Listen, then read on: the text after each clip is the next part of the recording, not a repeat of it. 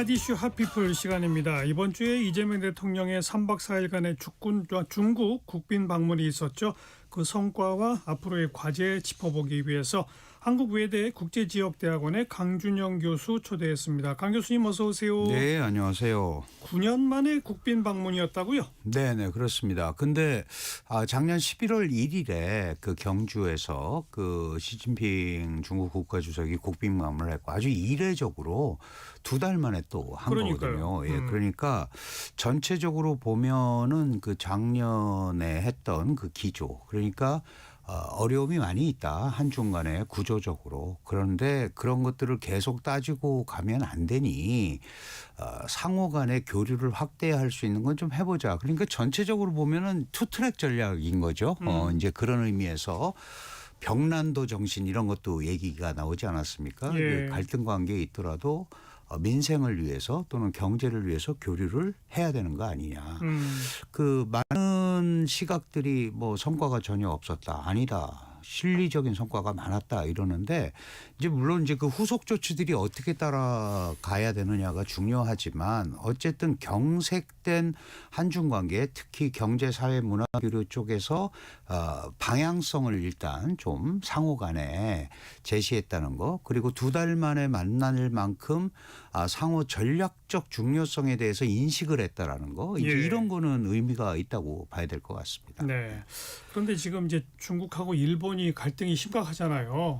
그래서 이례적으로 시진핑이 좀 빠른 시기 안에 중국 국빈 방문하도록 해달라고 하는 우리 쪽 요청을 뭐 내년 봄이나 그러니까 올해 봄이나 돼야 된다라는 식의 입장을 취하다가 입장을 싹 바꿔서 연초에 불렀단 초청했단 말이에요. 그게 일부러 일본과의 갈등을 의식해서 이 시점을 택한 거 아니냐 뭐 이런 분석도 있었거든요.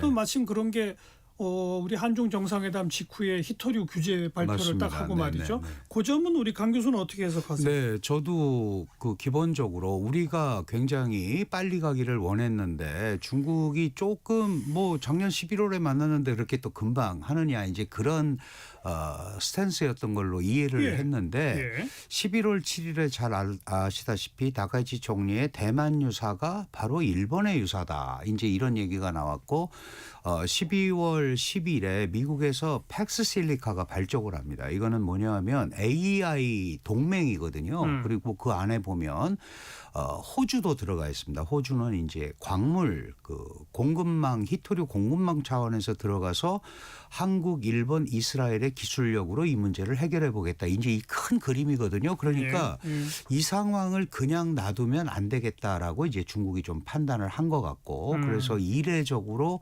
정말 새해 벽두부터 중국도 정상회교를 진행하지 않았나. 그러니까 우리도 빨리 가고 싶었지만 지금 말씀하신 대로 그런 이제 돌발 요인들이 나오면서 그리고 우리는 1월 중순에 이미 그 일본 방문을 하기로 돼 있었잖아요. 그러니까 하나의 중국 원칙에 대해서 이제 중국은 원칙이라는 표현을 씁니다. 여기에 대해서 확고하게 자신들의 메시지를 전달을 하고 그다음에 또 이제 한국과 일본이 팩스실리카의 중요한 축으로 작용하고 있으니까 견제도 하고 만나기 전에 미리 좀 단속을 해야겠다. 뭐 이제 그런 뜻이 있었던 것 같습니다. 한미일 공조에 일정 정도 균열을 내고 싶은 게 중국의 의도겠죠. 그렇습니다. 기본적으로는. 하지만 또 그렇다고 우리가 뭐 일본하고 나쁘게 갈 이유는 없는 거고. 그러니까요. 네.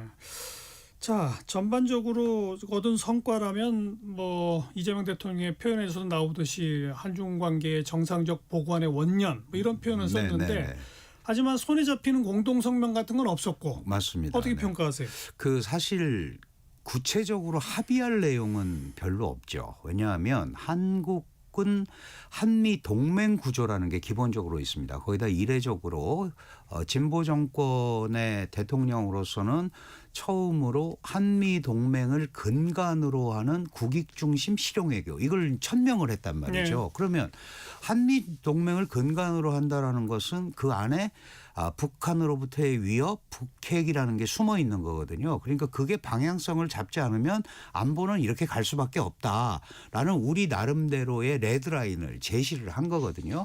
이제 이런 상황에서 그 사실 뭐 북한의 비핵화라든가 한반도 비핵화, 특히 북한 같은 경우는 아시다시피 핵보유국이다, 헌법에 집어넣겠다 이러고 있는데 겨우 전승절을 통해서 지금 북러 관계에 이 북한의 러시아 집중 뭐 이런 것들을 좀 끌어당겼단 말이죠. 푸틴의 거의 뭐 동급 대우를 해주면서 예. 거기에 그 이런 비핵화 얘기나 이런 걸 꺼내면 사실 굉장히 어렵기 때문에 그거를 어떻게 하겠다라고 얘기하기가 굉장히 어려웠을 거예요. 예. 그다음에 한알령이나 이런 것도 합의를 하기가 굉장히 어렵습니다. 이 한알령 같은 경우도 많은 분들이 그냥 풀면 되는 거 아니야 이렇게 말씀하시지만 실제로 그 2014년에 시진핑 국가주석이 뭘 하냐면 이제 당에서 그 소위 총체적 국가안보관이라는 걸 내세웁니다. 예.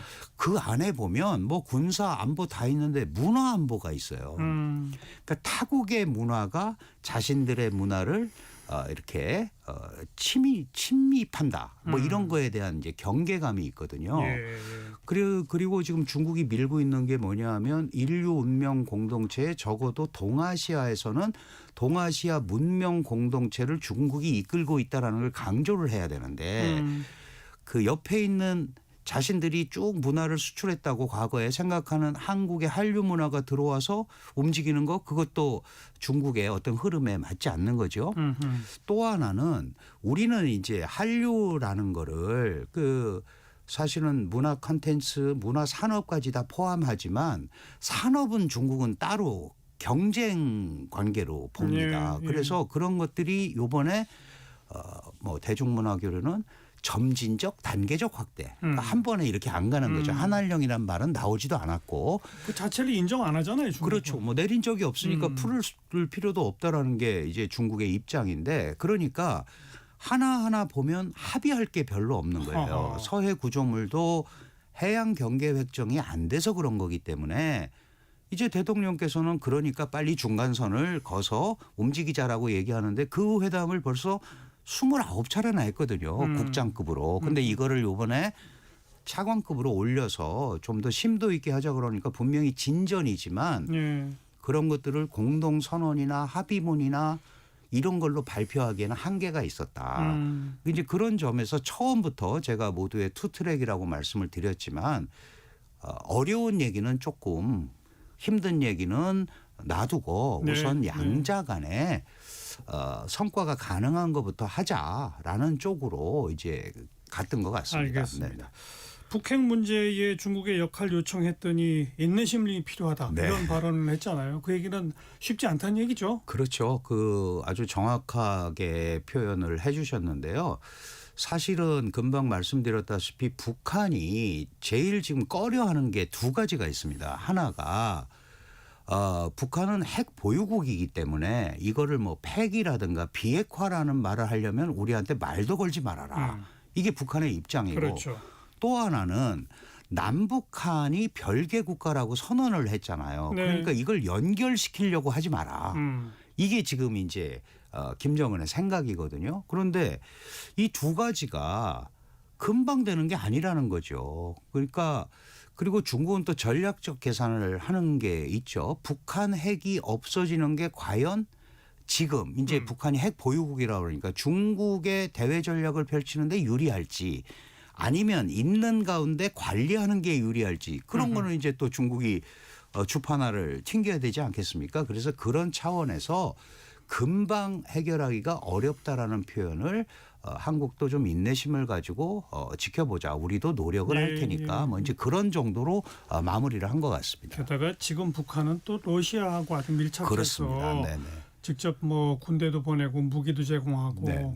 여러 가지 물자도 제공하면서 돈도 챙기고 뭐 그러고 있는 상황이라 중국의 영향력이 과거만 못하잖아요. 네. 그리고 이런 상황에서 그런 얘기를 하면 또 북한에 대한 레버리지가 더 약해지는 거죠. 그러니까 중국 측의 입장 뭐 늘 그 이미 다 나와 있는 답안처럼 과거에도 그랬고 현재도 그랬고 미래에도 그렇고 한반도의 평화와 안정을 위해서 건설적 역할을 하겠다. 그러니까 더 이상 악화되지 않도록 우리가 나름대로 노력을 한다. 그런 차원에서 예. 직접적으로 북핵 문제라든가 이런 걸 거명하기는 굉장히 어려웠다. 거기에 맞춰서 우리도 한반도의 평화라는 표현을 썼죠. 비핵화라는 표현을 우리도 굉장히 자제했고 그거는 뭐 사전에 그렇게 예. 용어 조절에 합의가 있었던 것 같습니다. 네.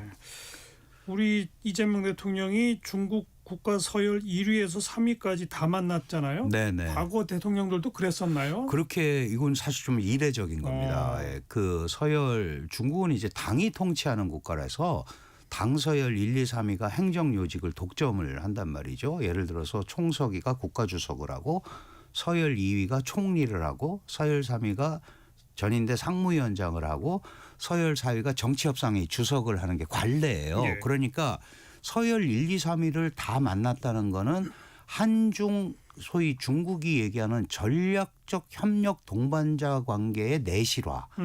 지금 이제 지난 정부에서는 그 표현 자체를 안 썼었습니다. 이 전략이라는 표현이 들어가면 양자 관계 이외의 다른 것들도 지역 안보라든가 뭐 국제 문제, 뭐 마약 문제, 테러 문제 이런 것도 논의를 하게 돼 있거든요. 그러니까 협력의 범위를 넓히자는 거죠. 그러니까 행정, 이 입법 이런 거를 책임지고 있는 분들까지 만나고 특히 상해에 가서는 차기 그 세력의 핵심으로 지금 그 조명을 받고 있는 전진잉이라는 상해시 서기까지 만났단 말이죠. 그러니까 예.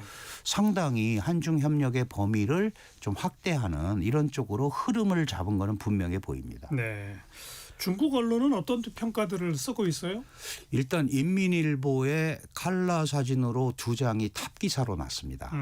이것도 사실 굉장히 드문 케이스거든요. 그러니까 말씀하셨다시피 일본도 견제하는 효과가 있고 일본을 견제한다라는 거는 뒤에 미일 동맹을 견제하는 효과가 있고 예. 또 중국은 항상 한국과 일본 뒤에는 미국이 버티고 있다고 생각하는 게 한미일 삼각 공조거든요. 그래서 한국에 대한 이런 대접을 해주면서 일본에 대해서 좀 뭐라 그럴까요? 메시지 우회적 메시지를 보내는 거죠. 그렇죠. 전체적으로는 미일에 대해서도 메시지를 보내는 그리고 이거기 때문에 상대적으로 한국의 전략적 가치를 조금 끌어올려주는 그런 노력을 했다. 예. 이렇게 봐야 될 것 같습니다. 네.